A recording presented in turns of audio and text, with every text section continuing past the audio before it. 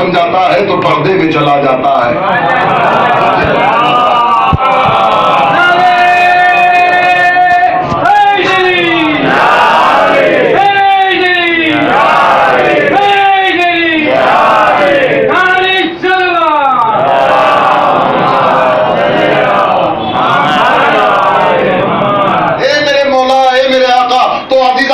कोई یہ دعویٰ نہیں کر سکتا کہ میرا بیٹا اور میری اس کی اولاد، کوئی یہ دعویٰ نہیں، لیکن یہ دعویٰ صرف سرکار دو عالم حضرت محمد مصطفیٰ صلی اللہ علیہ وسلم۔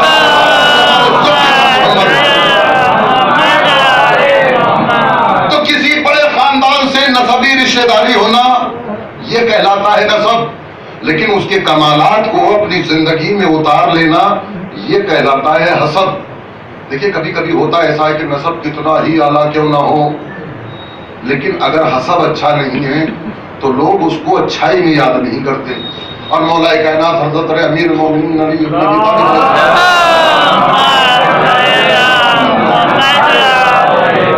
کہ انسان کا نسب کتنا ہی بلند کیوں نہ ہو، لیکن اگر حسب اچھا نہیں ہے تو اس کا نسب اس کو کوئی فائدہ نہیں دے گا۔ خاندان کتنا ہی بڑا کیوں نہ ہو، اگر اس کے ذاتی کمالات اس کی زندگی میں نہیں ہیں تو بس یوں سمجھ لیجیے گا کہ اس کا نسب جو ہے اس کو کوئی فائدہ دینے والا نہیں۔ حسب، جب گفتگو ہوتی ہے حسب اور نسب پر، حسب کسی بڑے خاندان کے یعنی اس عظیم ہستی کے کمالات کو اپنی زندگی میں اتار لینا حسب کہلاتا ہے۔ لیکن میرے دوستوں اور عزیزوں، حسب ان کمالات کا حاصل کرنا ہے، نسب یعنی اس خاندان سے رشتے کی بات ہے۔ لیکن خدا نخواستہ کبھی کہیں کسی کا ایسا بھی ہوتا ہے کہ حسب بہت بہترین ہے لیکن نسب جو ہے وہ ذرا سی خرابی ہے، اس نسبی خرابی کو کوئی پورا نہیں کر سکتا۔ بات ذہن میں آئی؟ حسب کتنا ہی بہت بڑے متقی ہیں، پرہیزگار ہیں، نمازی ہیں، جو ہے اللہ والے ہیں، یہ حسب ہے ان کا، لیکن عزیزان گرامی نسبی اعتبار سے اتنے مضبوط نہیں ہیں۔ تو دوستو ہم نے دنیا کا طریقہ یہ دیکھا ہے کہ اتنا بہترین حسب ہونے کے باوجود بھی جب کبھی بات آئے گی دنیا والے جو ہے وہ کہیں نہ کہیں ان کے نسب کی بات ضرور لے کر آ جائیں گے، دنیا والے ان کے نسب کی بات ضرور لے کر آ جائیں گے۔ حسب کتنا ہی اعلیٰ کیوں نہ ہو، حسب کے بعد اگر نسب صحیح نہیں ہے تو اس کی نسبی خرابی کو کوئی پورا نہیں کر سکتا۔ لیکن میں کہتا ہوں کہ کسی کی بات اور ہے، علی کی بات اور ہے، کوئی نہیں کر سکتا، نسبی خرابی کو کوئی پورا نہیں کر سکتا۔ تو کسی کی بات اور ہے، علی کی بات اور ہے۔ ہم نے یہ دیکھا کہ کبھی کبھی ایسا ہوتا ہے کہ حسب اتنا بلند ہوتا ہے کہ دنیا بیٹے کو سلام کرتی ہے، باپ پر لعنت کرتی ہے۔ ابھی بھی جو ہے وہ کچھ پڑھنے کی ضرورت ہے، کچھ سمجھانے کی ضرورت ہے۔ ہوتا ایسا ہے کہ بیٹے کا حسب اتنا عظیم ہے کہ بیٹے کے حسب کو دیکھ کر دنیا سلام کر رہی ہے لیکن باپ پر لعنت کر رہی ہے۔ کبھی کبھی ایسا ہوتا ہے کہ باپ کی عظمت کو سلام ہو رہا ہے، بیٹے پر لعنت کر رہی ہے۔ کہ حضرت نوح علیہ السلام کے بیٹے کی کہانی آپ کو معلوم نہیں؟ حضرت نوح علیہ السلام کا بیٹا کون ہے؟ ہاں، حضرت نوح علیہ السلام کشتی بنا رہے ہیں، سب کو سوار ہونے کا حکم دیا، سب جس کو آنا تھا وہ آ گیا، بیٹے سے بھی کہتے رہے آجا آجا آجا آجا، نہیں آیا۔ نہیں آنے کا مطلب یہ ہے کہ غرق ہو گیا۔ تو عزیزان گرامی حسب کتنا ہی بلند کیوں نہ ہو، نسبی خرابی کو کوئی پورا نہیں کر سکتا۔ میں کہتا ہوں کہ کسی کی بات اور ہے، علی کی بات اور ہے۔ محمد ابن ابی بکر کے لیے میرے مولا نے کہا کہ محمد ابن ابی بکر صلب غیر سے ہے لیکن میرا بیٹا ہے۔ صلوات پر محمد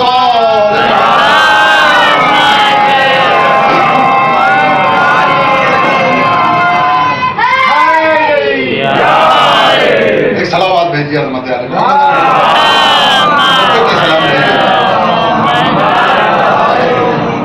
میرے دوستو اور عزیزو، وہاں حضرت نوح علیہ السلام کشتی بنا رہے ہیں اور بیٹے سے کہہ رہے ہیں کہ آجا، کہ نہیں، غرق ہو گیا۔ لیکن حضرت نوح علیہ السلام تو بیٹے کی محبت میں تڑپ رہے ہیں کہ پروردگار یہ میرا بیٹا ہے۔ آواز آئی، کہ یہ تمہارا اہل نہیں ہے، لیسا من اہلک، یہ تمہارے اہل سے نہیں ہے۔ عزیزو، اگر اہل سے نہ ہو تو سگے بیٹے کو کشتی میں آنے کی اجازت نہیں ملتی۔ اگر اہل سے نہیں ہو تو سگے بیٹے کو کشتی میں آنے کی اجازت نہیں ملتی۔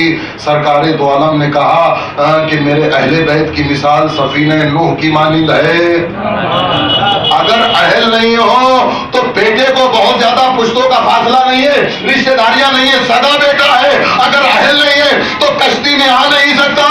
دنیا جو ہے وہ چادر میں نہ معلوم کس کس کو لانے کی کوشش کر رہی ہے۔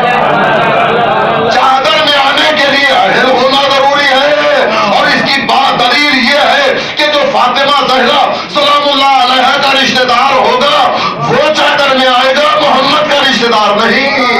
صلوات محمد والے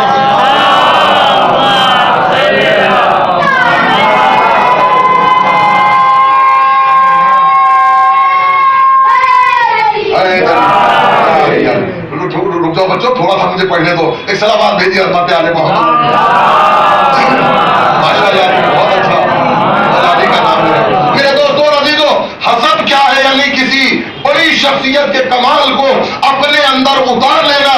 دیکھیے نسل ابراہیم میں میرے مولا کو، نسل ابراہیم میں ہونا یہ میرے مولا کا نسب تھا۔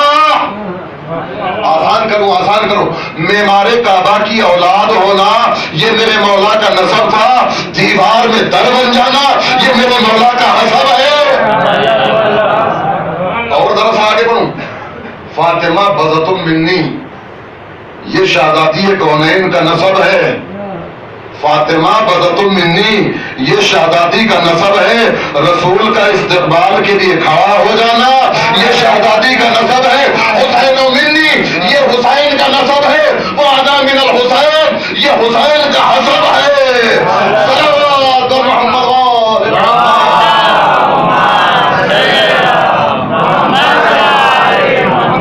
اور بات پھر وہیں پر آ گئی کہ دنیا حسین کو کیا سمجھے گی۔ دیکھیے انسان پر سب سے بڑا ظلم یہ ہے کہ وہ اس کا غلط تعارف کرائے۔ انسانیت پر سب سے بڑا ظلم یہ ہے کہ وہ اس کا غلط تعارف کرائے۔ دلیل دوں، علی جیسا ساجد، علی جیسا عابد کہ جس کا کوئی زندگی کا لمحہ عبادت پروردگار سے خالی نہیں ہے، اس کے بارے میں کنوینسنگ کیا کی گئی؟ جب مولائے کائنات کی شہادت کی خبر شام پہنچی ہے تو لوگوں نے سوال کیا کہ علی مسجد میں مارے گئے، مسجد میں قتل ہو گئے، علی کا مسجد سے تعلق کیا تھا؟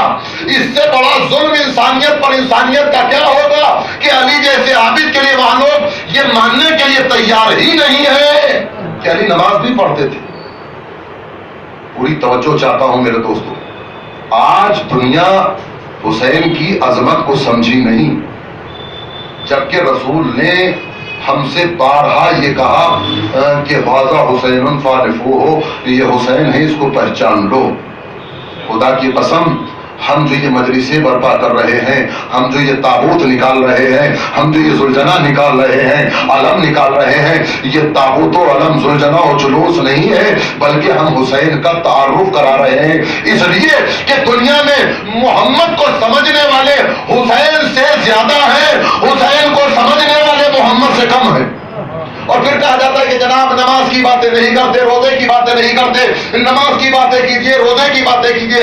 خدا کی قسم اگر نماز پڑھ رہے ہو تو حسین کے صدقے میں، یہ جو اذانیں ہو رہی ہیں یہ علی اکبر کے صدقے میں، اور کہتے ہیں کہ جناب ساری رات گزر جاتی ہے نہا ماتم کرتے ہوئے، اور ایسا جو ہے وہ اعتراض جو ہے وہ کل تک دوسرے کیا کرتے تھے، لیکن آج آستین کے ساتھ کر رہے ہیں۔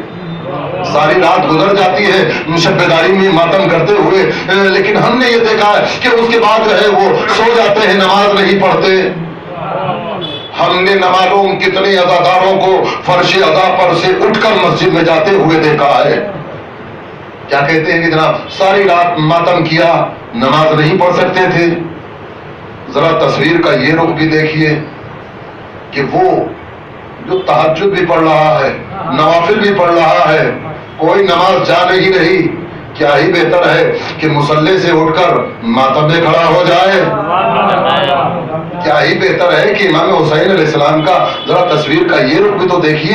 عزاداروں سے ساری تمنائیں کی جاتی ہیں کہ وہ نمازی بھی ہو اور بے نمازی ہے تو حسین کا ماتم نہ کرو. میرے دوستوں عزیزوں، کیا آپ یہ سوچتے ہیں کہ آپ بھی حسین کی عزاداری کرتے ہیں، آپ بھی حسین کا ماتم کرتے ہیں؟ نہ معلوم دنیا میں کتنی مخلوقات ہے جو حسین کا ماتم کرتے ہیں. اپنے ہندوستان میں دیکھ لو کتنے لوگ ہیں جو حسین کا ماتم کر رہے ہیں. پنجابی حسین کا ماتم کر رہے ہیں، ہندو حسین کا ماتم کر رہے ہیں. ہمارے یہاں یوپی میں تو باقاعدہ ہندوؤں کی انجمنیں ہیں، ان کا نفر خان ہے، انہی کا برسی خان ہے، انہی کی انجمنیں ہیں. عزیزان گرامی، آپ کسی بھی ماتم کرنے والے سے یہ پوچھنے کا حق نہیں رکھتے کہ تو نے نماز پڑھی کہ نہیں پڑھی. ارے آپ کو تو یہ پوچھنے کا بھی حق نہیں کہ تو نے کلمہ بھی پڑھا کہ نہیں پڑھا. اس لیے کہ حسین کی عزاداری مسلمان نہیں کرتے، ساری کائنات کرتی ہے.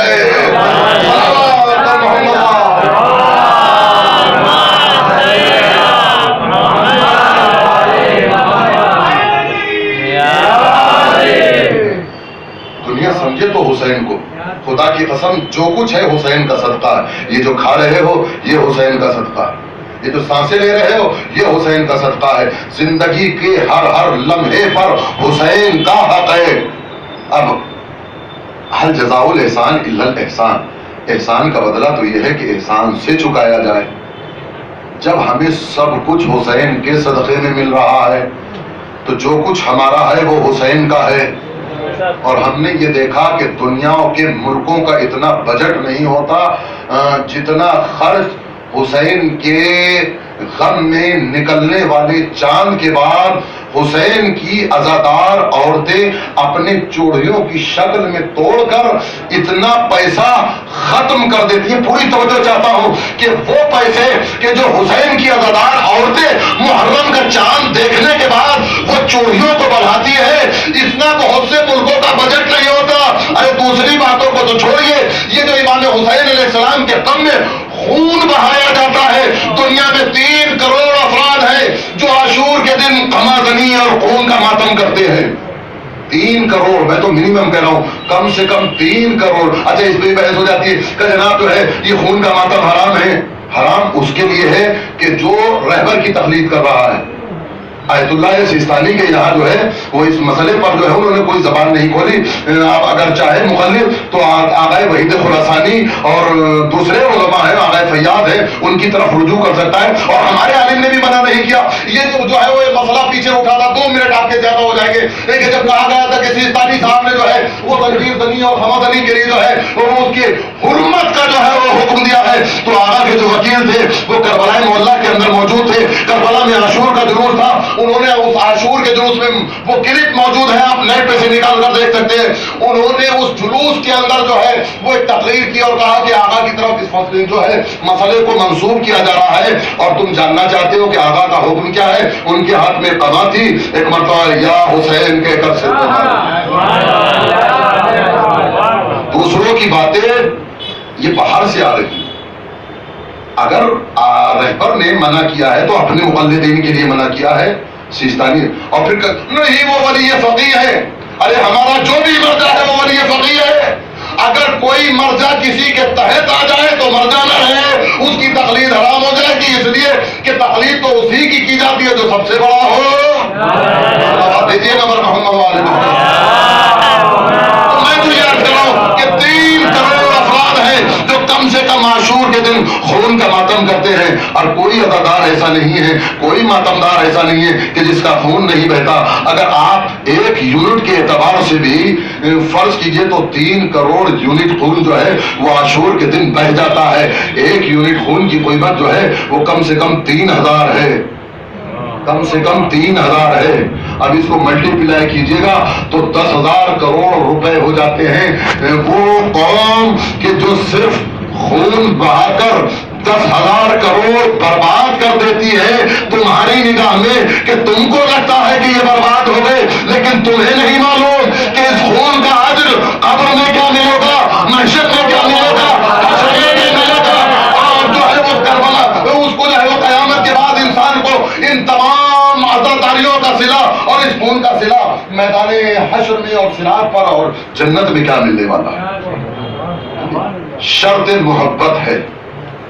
اور دیکھیے انسان کی اب دیکھیے اولاد سے زیادہ کوئی کسی کو نہیں چاہتا. اولاد کی محبت میں بھی کوئی انسان جو ہے وہ اپنے آپ کو زخمی نہیں کرتا.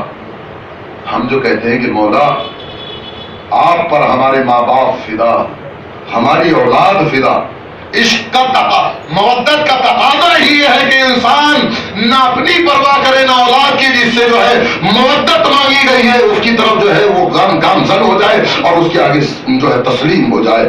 ہم نہ اولاد کی پرواہ کرتے ہیں، نہ مائیں اپنے بچوں کی پرواہ کرتی ہیں، نہ بیٹے باپ کی پرواہ کرتے ہیں. ہاں صرف قمر حسین علیہ السلام نے، اس لیے کہ یہ ہمیں کربلا سے درس ملا ہے، ہمیں یہ حسین نے سکھایا ہے. انسان کیا سمجھے گا دوستی کی اہمیت کو؟ اگر دوستی کی اہمیت کو سمجھنا ہے تو حسین اور حبیب ابن مظاہر کی دوستی کو سمجھو.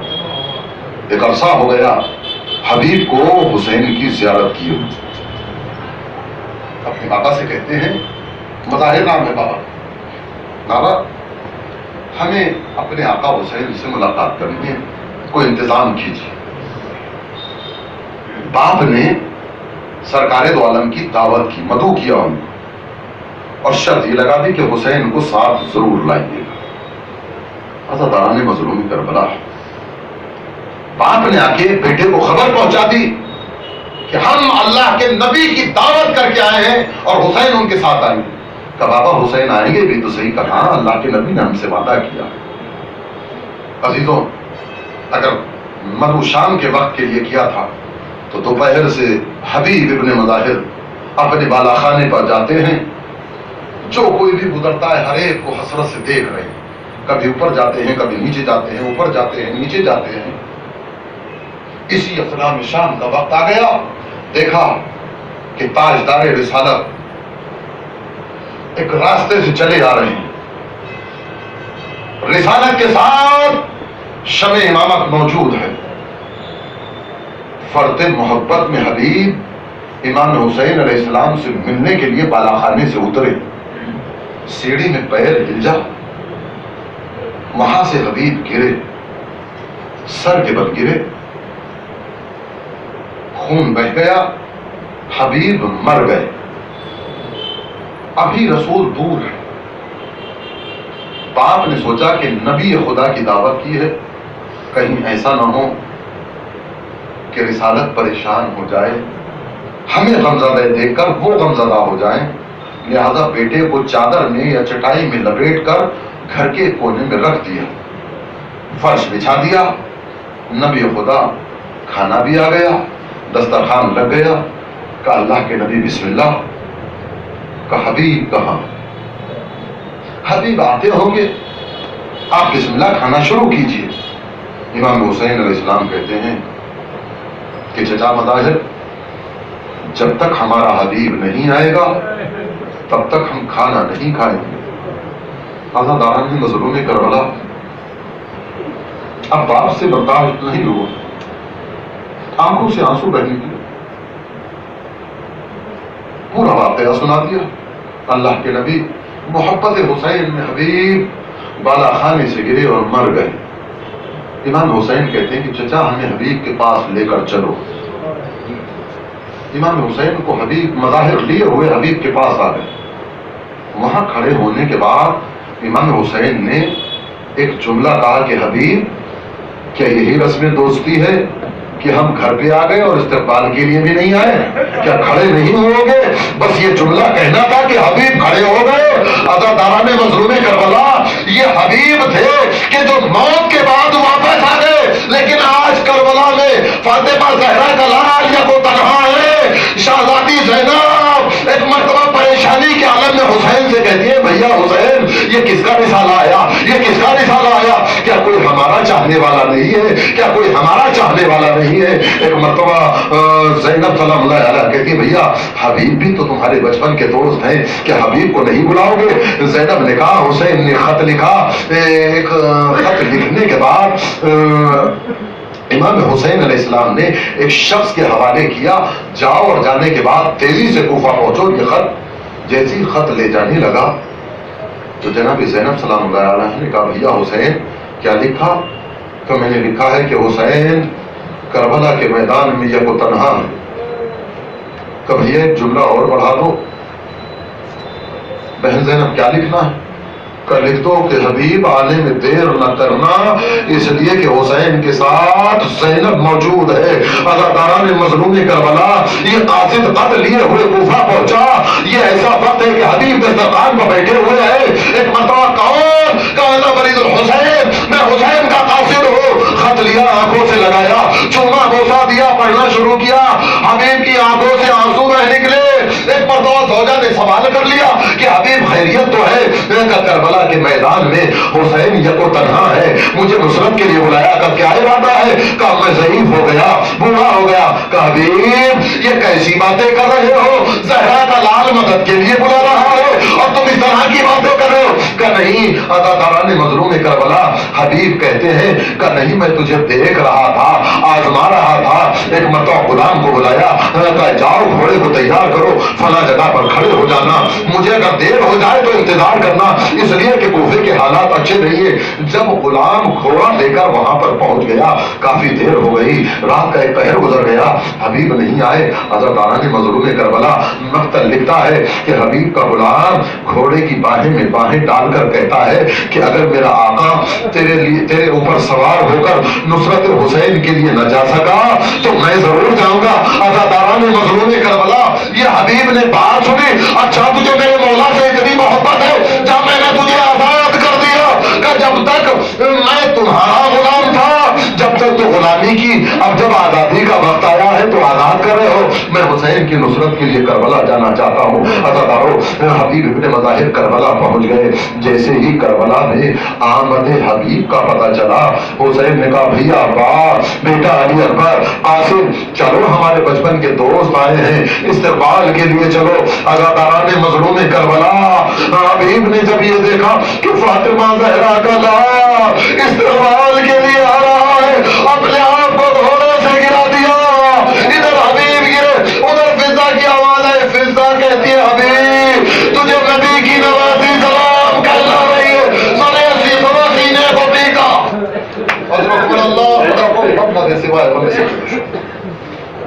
مظلوم کربلا عاشور کا دن آ گیا. حبیب اس وقت جب نماز کا وقت قائم ہو رہا، نماز قائم ہو رہی تھی، نماز کا وقت تھا. کہ حبیب کہ نماز نہیں پڑھو گے؟ کہ اب میں رسول اللہ کے پیچھے نماز پڑھوں گا. میدان کارزار میں پہنچے، بہتوں کو واصل جہنم کیا. ازاداران مظلوم کربلا حبیب شہید ہو گئے. 11 محرم آئی، 11 محرم کو سب کے سر نو کے نیزہ پر چڑھا دیے گئے. حبیب کا سر بھی نو کے نیزہ پر ہے. ازاداروں جب یہ قافلہ کوفے میں پہنچا ہے تو حبیب کا ایک بیٹا ہے جس کا نام قاسم ہے، اس نے دیکھا کہ یہ تو میرے بابا کا سر ہے. قولی کے پاس آیا اور آنے کے بعد کہتا ہے کہ یہ سر مجھے دے دے. آخری جملہ ہے مسائل کا، بڑا دردناک جملہ ہے، بس اس کو محسوس کیجیے گا، احساس کے ساتھ سنیے گا. کہ یہ سر مجھے دے دے، کہ یہ سر تمہیں نہیں دوں گا، یہ سر تو میں یزید کو دیکھ کر انعام حاصل کروں گا. کہ جتنا مال تجھے یزید دے گا اس سے زیادہ میں دینے کے لیے تیار ہوں. کہ نہیں دے سکتا، اس لیے کہ ان سروں کا شمار کیا جا چکا ہے، یہ سر یزید کے پاس جائیں گے. ازاداروں مقتل لکھتا ہے کہ حبیب کے بیٹے نے کچھ سواروں کو ساتھ لیا، پر حملہ کیا، حبیب کے سر کو حاصل کر لیا. جیسے ہی باپ کا سر بیٹے کو ملا، ایک مرتبہ غیظ کے عالم میں یہ بیٹا یہ کہتا ہوا گزرا کہ جس کا جوان بیٹا ہو اس کے باپ کا سر نو کے نیزہ پر نہیں چڑھایا جاتا.